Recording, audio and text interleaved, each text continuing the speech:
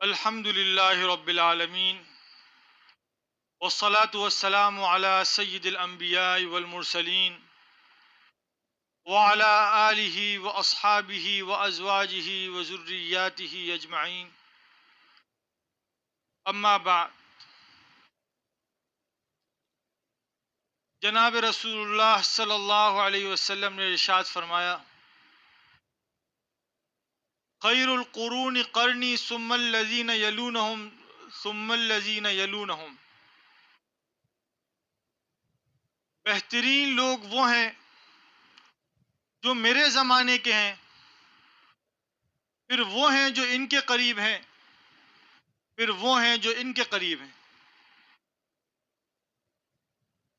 زمانہ جس طرح نبوت سے دور اور قیامت سے قریب ہو رہا ہے، کفر و شرک، الحاد و زندقت، بے دینی اور بدعملی کا دور تیزی سے پھیل رہا ہے. اس دور میں دین اسلام پر عمل کرنا حدیث مبارک کی پیشنگوئی کے مطابق ایسا ہی مشکل معلوم ہوتا ہے جیسے ہاتھ میں انگارے کو تھمانا. لیکن افسوس کی بات یہ ہے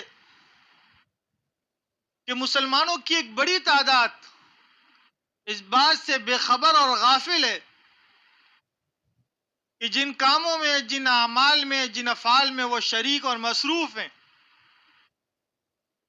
وہ حلال ہے یا حرام، گناہ ہے یا ثواب، اللہ کی رضا کے باعث ہیں یا ناراضگی کے باعث ہیں. بس کرے جا رہے ہیں اور زندگی گزارے جا رہے ہیں. مثلا ایک گناہ جو بہت سرسری سا معلوم ہوتا ہے اور بہت سہل معلوم ہوتا ہے، وہ بہتان ہے. بیٹے کی شادی کی، بہو گھر پہ لے کر آئے، اب کسی بات سے ناراضگی ہو گئی تو اس پر ظلم و ستم کے پہاڑ توڑ دیے جاتے ہیں. یا پھر بیٹے نے اگر اپنی پسند سے شادی کر لی تو اس نے تو ماں باپ کی ناک کٹا دی، ان کی انا اور ان کے غرور کو ٹھیس پہنچایا ہے،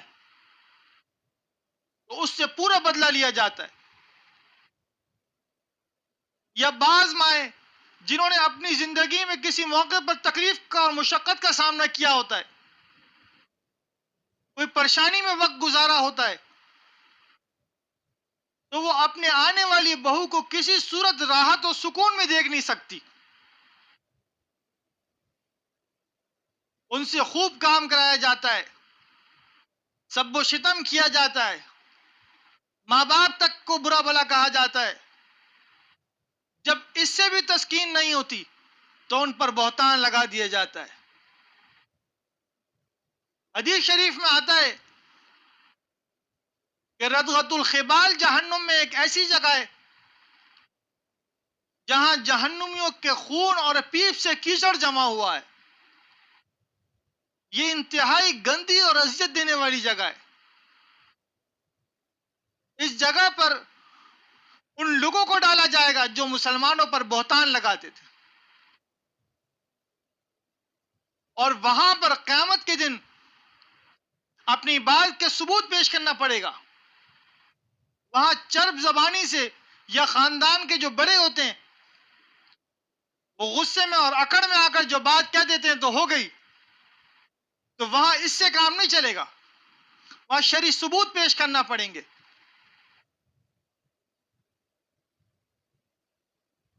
اسی وجہ سے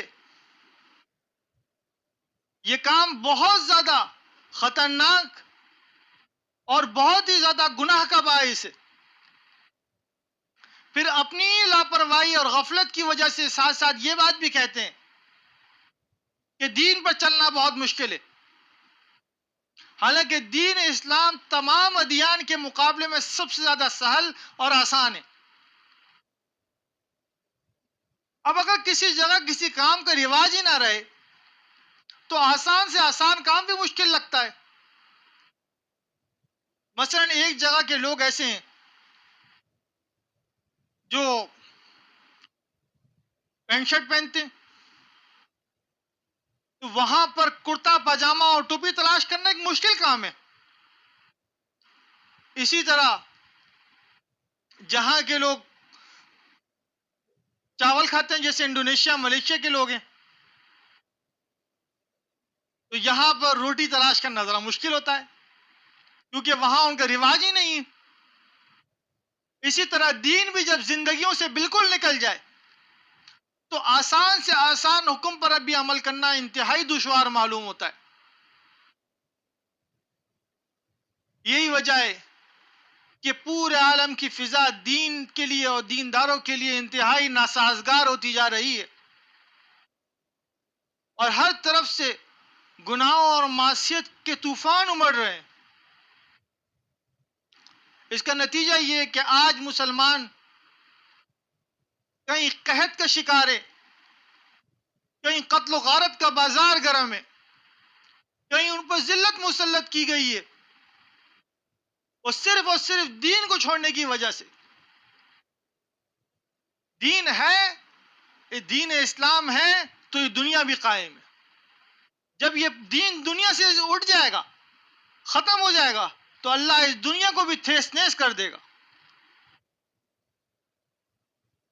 اور بہت سارے گناہ تو محض غفلت اور جہالت کی وجہ سے کر دیے جاتے, ان میں نہ کوئی دنیاوی مفاد ہے نہ خواہش کا کوئی تعلق ہے اور چھوڑنے میں بھی کوئی مشقت نہیں ہے, بس کرے جا رہے.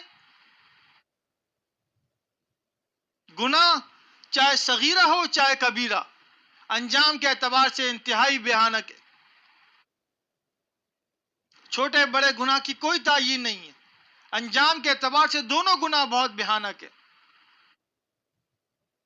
مثلا ایک بہت ہی عمدہ اور لذیذ کھانا ہو مگر اس میں زہر ملا ہوا ہو تو کوئی کھانے کے لیے تیار نہیں ہوگا کیونکہ وہ اپنے انجام سے واقف ہے.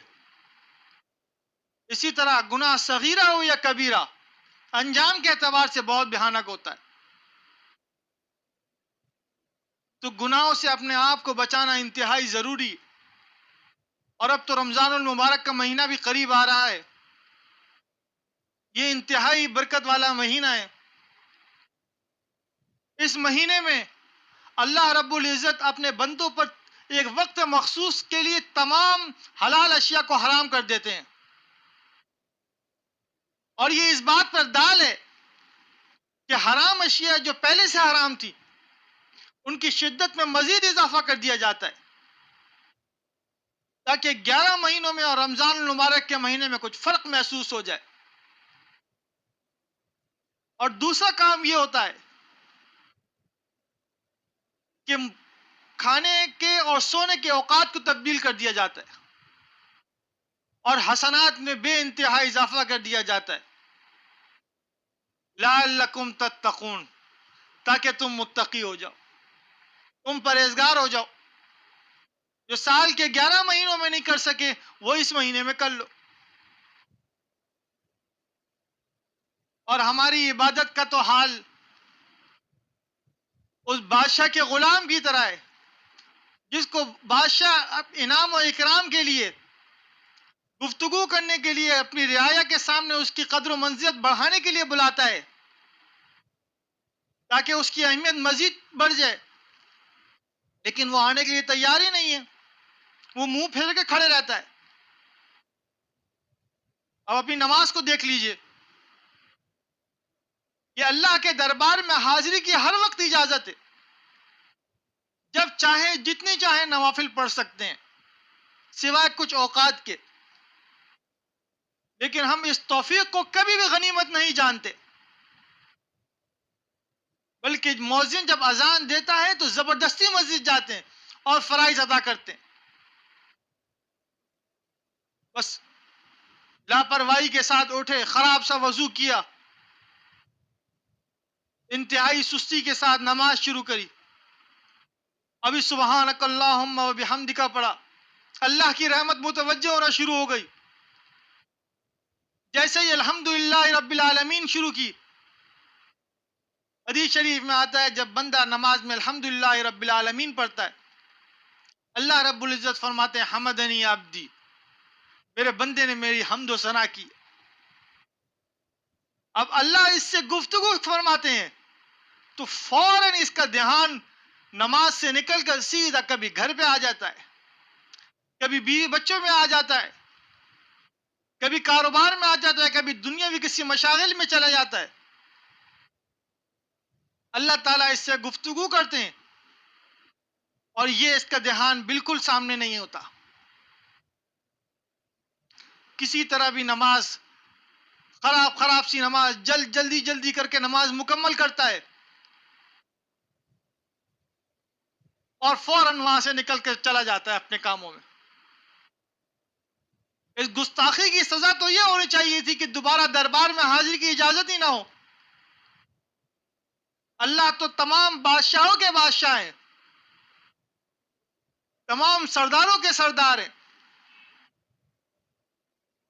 اور ایک دفعہ بھی گستاخی نہیں، دن میں 5 مرتبہ ایسے ہی گستاخی کے ساتھ حاضری دیتا ہے۔ لیکن اللہ رب العزت فرماتے ہیں وَكَانَ سَعْيُهُمْ مَشْكُورًا، اس کے اس فعل کی بھی قدردانی کی جائے گی۔ اللہ کی رحمت کا حال دیکھیے، ڈوب مرنے کا مقام ہے، کیسی ہم نماز پڑھتے ہیں اور کیسے اللہ رب العزت ہمارے ساتھ معاملہ کرتے ہیں۔ تو یہی بس نہیں ہوتا خالی، بلکہ فرشتوں کے سامنے ہمارا بھرم رکھنے کے لیے یہ بھی فرماتے ہیں کہ اولئک یبدل اللہ سیئاتہم حسنات، یہی وہ لوگ ہیں کہ جن کے گناہوں کے بدلے نیکیاں دی جاتی ہیں، ان کے گناہوں کو نیکیوں میں تبدیل کر دیا جاتا ہے۔ یہ اللہ رب العزت کا خاص کرم ہے۔ ہماری عبادت سے اللہ کو کیا فائدہ ہے؟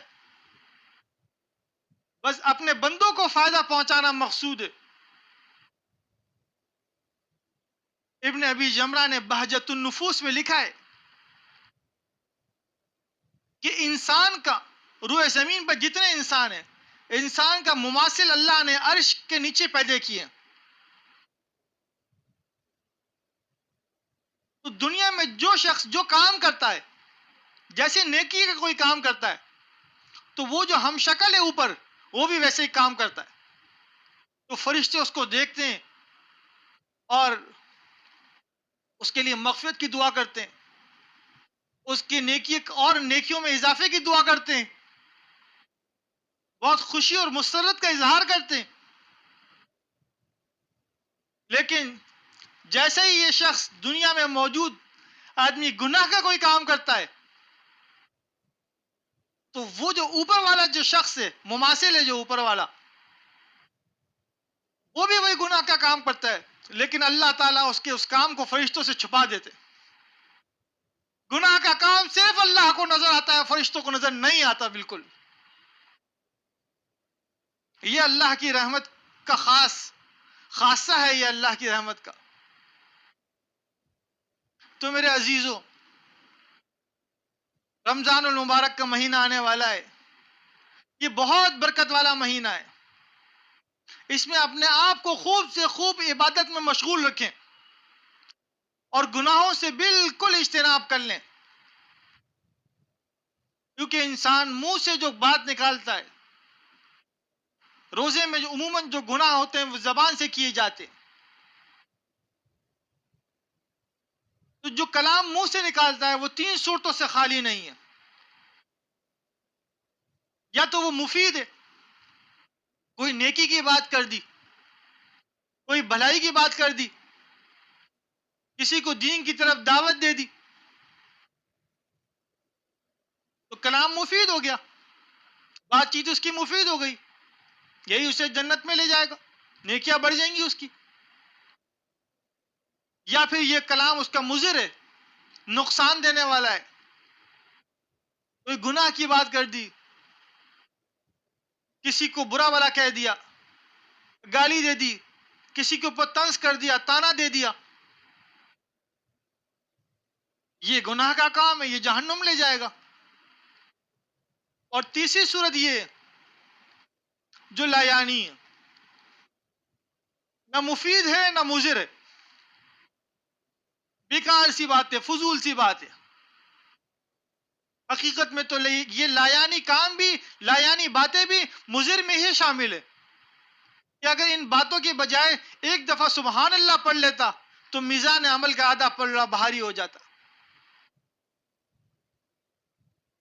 حدیث شریف میں آتا ہے وہ مجلس جو ابتدا سے لے کر انتہا تک ختم ہو جائے اور اس میں کوئی اللہ کی حمد و ثنا نہ ہو تو قیامت کے دن ایسی مجلس حسرت کا باعث ہوگی۔